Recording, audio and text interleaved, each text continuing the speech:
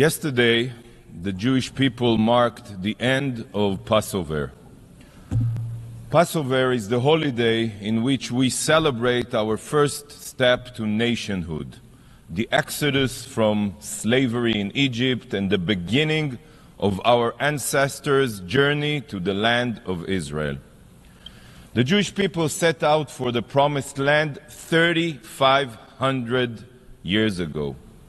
On Passover, Jewish people around the globe gather together at the Seder, our special holiday meal, to tell the story of our liberation.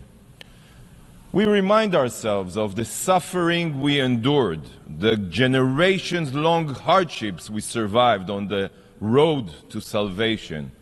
We remember this pain by eating what we call matzah, the bread of affliction, and maror, the bitter herbs, and we dip our food in salt water. Why? To commemorate our tears. Yet, this year, we did not need bitter herbs and salt water to remember the pain, because this year, every Jewish family had an empty hole, a hole in their hearts. This year, every Jew focused on the atrocities of October 7th and the suffering of the Israeli hostages held in Hamas terror tunnels. We couldn't really celebrate our ancestors' liberation while our brothers and sisters are still waiting to be freed from the Hamas monsters. Yet, as my people marked this Passover with grief, the UN is again seeking to reward the perpetrators of the horrors. The UN couldn't care less about Israel. To hell with our safety, to hell with our future, and to hell with our hostages. The General Assembly is fueled by nothing other than political interests, not by the UN Charter, not by morality. And nothing exemplifies the UN's rotten values more than the advancement of a Palestinian statehood.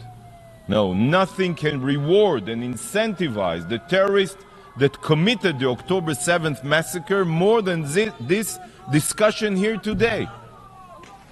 To this day, you have not even condemned Hamas, not even once. To this day, not a single UN initiative has been taken for the sake of the hostages, the Israeli hostages. Yet instead, this body has focused only on recognizing a Palestinian terror state, unilaterally, an entity fueled by Jewish genocide, by terror, by Nazi-like incitement. You know, by advancing a Palestinian state, you are telling the child-murdering Hamas rapists that terror pays off. You have done nothing for the victims, but have mobilized for the murderers. It makes me want to vomit. Yes, vomit. You know that the Palestinian Authority doesn't meet the criteria for statehood. No Palestinian leader, not a single one of them, has even condemned Hamas or their massacre. You prefer another rogue state, and to hell with the Jewish state. The Palestinian Authority is paying salaries, think of it, paying salaries to the very terrorists that invaded Israel and murdered 1,200 innocent Israelis. This is who you want to grant statehood to? Granting full UN membership to the Palestinians will only have two destructive results. Number one, it will further incentivize terror, as I explained. And number two, it is a clear message to the Palestinians that they never ever have to sit at the negotiating table, let alone to make any compromises. Everyone who understands something about negotiations can understand what I just said. The Palestinians have rejected in the past every peace plan ever made, and they continue to support terror and boycott any negotiations. And now they know that their rejectionism pays off. Look at this discussion. These UN sessions will be remembered in the future as one of the primary obstacles to resolving the conflict. Remember my words. The UN today is the main impediment to peace. You, most of you, you that supports a forced unilateral establishment of a terrorist state, a Palestinian terrorist state, is an obstacle to peace. You are the dream come true for every Palestinian terrorist that seeks to destroy Israel through diplomatic terror. Because without your support, the Palestinians would have had to internalize that negotiations and mutual compromises are the only way forward. That's how you make peace. You should be ashamed of yourselves, those who support a unilateral, forced Palestinian terrorist state. Colleagues, during the Holocaust, there were the Nazis, there were collaborators, and there were those who turned a blind eye to genocide. All of them, all were guilty. And today there are modern-day Hitlers, such as Yahya Sinwar and Ayatollah Khamenei. There are Nazi terrorists like Hamas, Hezbollah, and the Revolutionary Guard in Iran. And there are collaborators and those who turn a blind eye, just like the UN and its agencies today, such as UNRWA, OCHA, UN Women, just like, sadly, so many here in the General Assembly. This body reeks of anti-Semitism. It's everywhere. The UN cares nothing for Israeli blood. Nothing. Zero. It is a collaborator with the Nazis of our day, working to ensure Hamas's survival and even reward them for murder and rape. I have no words. The Palestinians have rejected, I'll say it again, every peace plan. They rejected every peace plan because to them, the existence of a Jewish state is unacceptable. This is not about land. And if you need more proof, well, take a drive to Columbia University or to New York University. Listen to the murderous cries of the pro-Palestinians mobs. Look at their violence. Hear their calls for the genocide of Jews and Israelis. From the river to the sea, these mobs across the United States and Europe, they expose the truth. They have removed the mask of the Palestinian authorities' lies. The anti-Semites failed to annihilate us during the Holocaust. They failed in 1948, in 1967, and in 1973. But today, they are attempting again. This time not only through terror and war, like we've seen on October 7th, but also through UN weaponization and the exploitation of UN bodies. That's how they want to achieve their goal. And here is what they scream, and I quote, "From the river to the sea, Palestine will be free." So for those of you that automatically vote against Israel with no understanding, I'll explain. They want a Palestine that stretches from the Jordan River, Israel's eastern border, to the Mediterranean Sea, Israel's western border. A free Palestine means that Israel doesn't exist. That's what they mean. And they have another chant. We don't want no two-state, we just want 48. I'll remind you what they mean. They want to return to the situation before Israel's war of independence in 1948, after they rejected the partition plan that was accepted here in 1947. They want to erase Israel. The chants of the pro-Palestinian rioters on campuses are calls for Israel's destruction. We always knew that Hamas hides in schools. We just didn't realize that it's not only schools in Gaza, it's also Harvard, Columbia, and many elite universities. This is what we hear at academic institutions across the world, and they directly represent the Palestinians' goal. The only solution for them is a single Palestinian state that is Judenrein, Jew-free, from the river to the sea, achieved through repeated October 7th against Israel and also against Jews. And you here are collaborating with them and encouraging their racism and anti-Semitism. Just as Germany was the world capital of science and culture, yet it was there that Nazism was born and spread. History is now repeating itself. Elite universities, supposed bastions of liberalism and academia, have now become the breeding grounds for the most heinous racism and bigotry. Those that carry on the Nazis' race theory today are restoring to violence, shattering windows, attacking Jewish students and calling for their removal from campus. The images that have come out of Columbia University are reminiscent of Kristallnacht. Just yesterday, over 100 violent pro-Palestine Nazi agitators were arrested at Columbia University. Swift and severe action must be taken against faculty that back this mayhem. University presidents and professors today must be held accountable for permitting this. Students who call for the murder of their peers or use physical violence must be arrested and expelled. But this brainwashing did not happen overnight. It was the result of years of incitement and delegitimization here at the UN. And do you know who it is that set the stage for this blatant anti-Semitism? The UN, the General Assembly. The anti-Israel vitriol spread here by this organization is what sparked what we are seeing today on college campuses.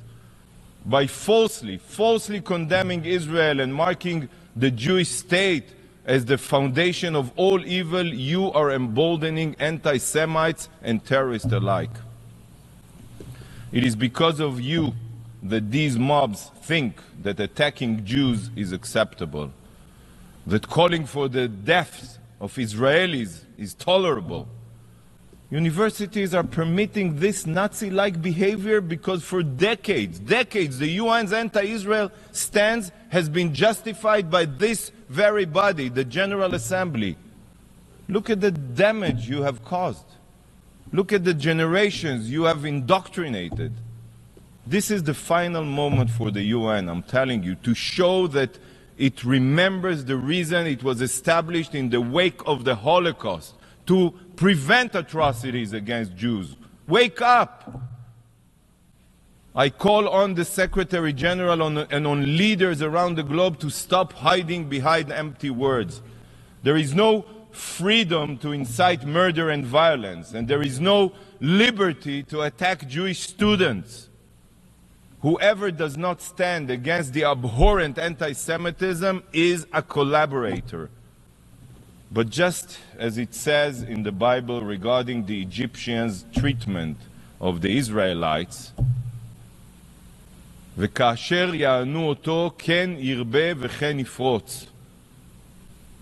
But the more they were oppressed, the Israelites, the more they increased and spread. Remember these words from the Bible.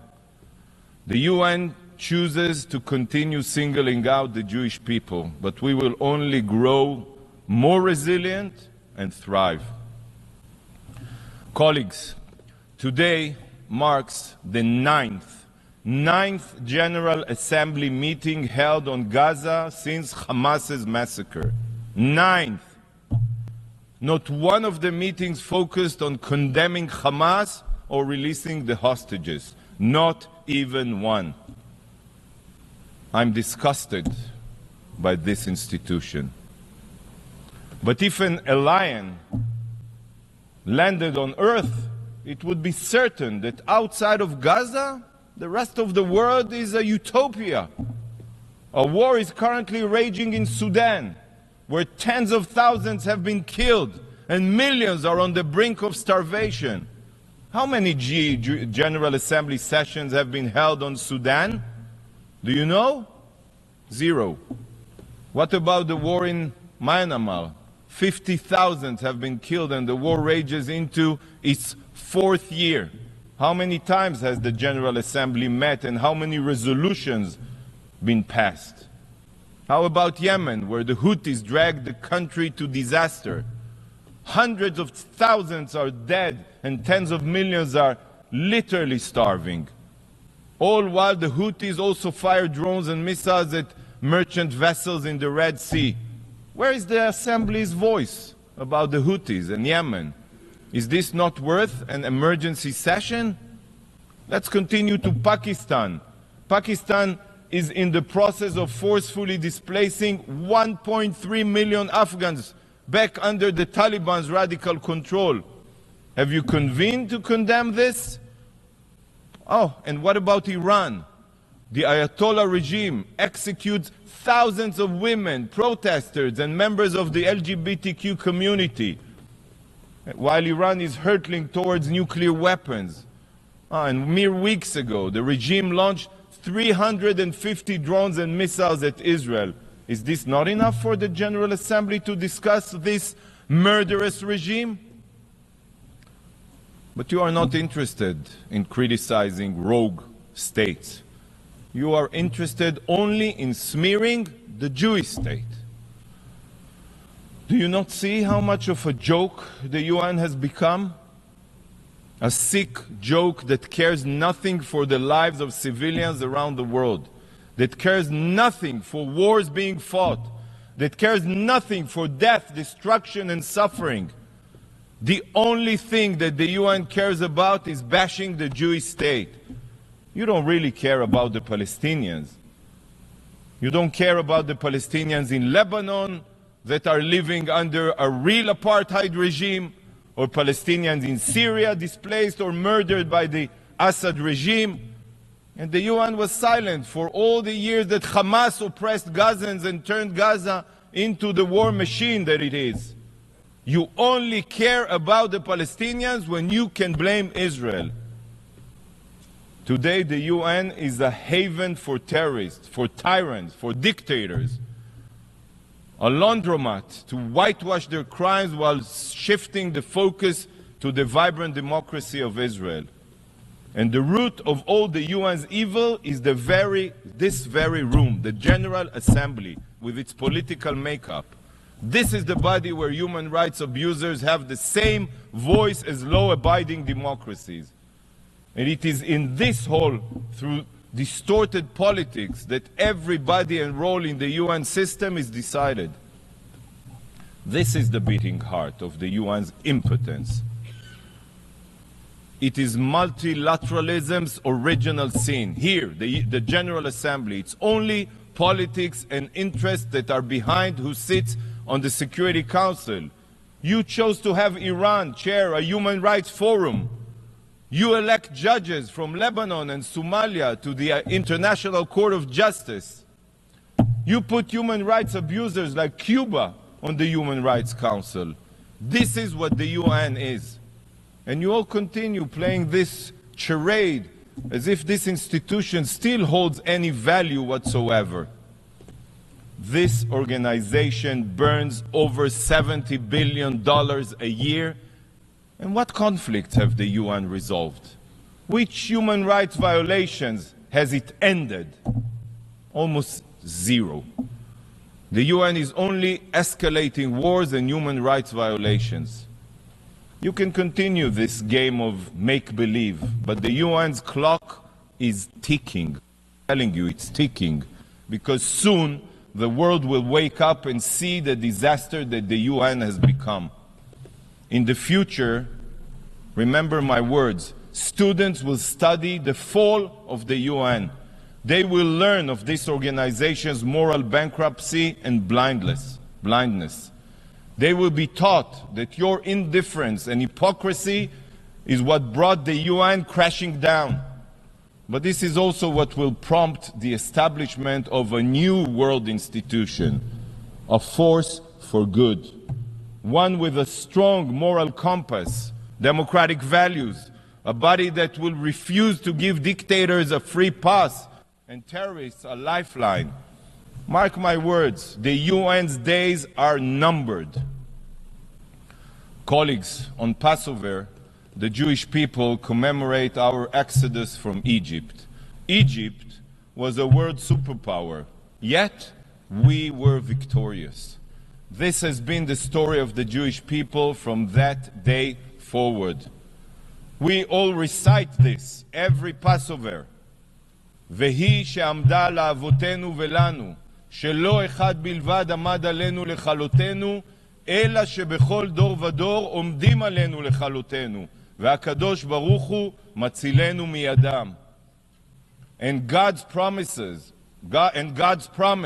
is what has stood by our ancestors and us. For it was not only one man that rose up to destroy us, but in every generation people rise up to destroy us, and God saves us from their hands. Remember, many have tried to destroy us, from the most powerful of empires to the most evil of decrees, but all have failed. We are the eternal people, and Israel is here to stay. Thank you, Mr. President.